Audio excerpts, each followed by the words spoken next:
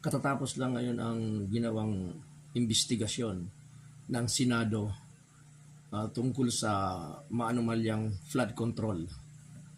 Andun ang DPWH, COA, MMDA, BIR at iba pang sangay ng gobyerno.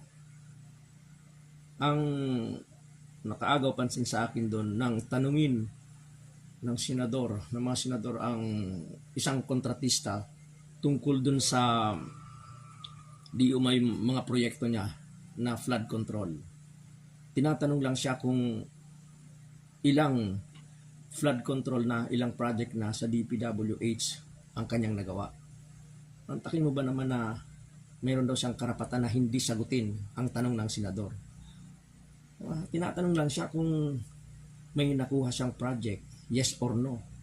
Hindi niya masagot ng diretso. At ang nakakapagtaka doon nang tinanong siya, yung itsura nung nasabing kontraktor, bata pa, kitang-kita naman sa mukha niya. Nang tinanong siya, 37 years old. Ipatuloy may naglaro sa utak ko.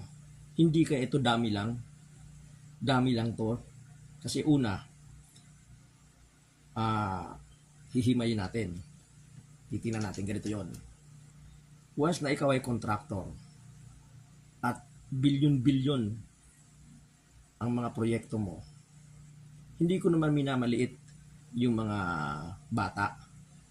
Siguro maniniwala ako kung yung taong yon, siguro kung makita ko na 60 years old na yon, maari pa. Saka, sa ganung edad, bilib ako, talagang matindi siya, pero nag-iisip ako baka ako dami lang to. Kasi una, saan ba nanggagaling ang project? DPWH. DPWH nanggagaling yung project. 15 lang ng mga kontraktor. Sa higit daan-daang kontraktor, 15 lang. May isa pa lang na in-interview. Kontraktor siya. Ang company niya, Siyam na company yon. Pagkatapos yung contractor na yon, yung may-ari ng company yon, yung company niya, ibig sabihin sumablay na dati. Ngayon ginawa niya, gumawa siya ng panibagong company. Kaya kina-question dito yung pinagkukunan ng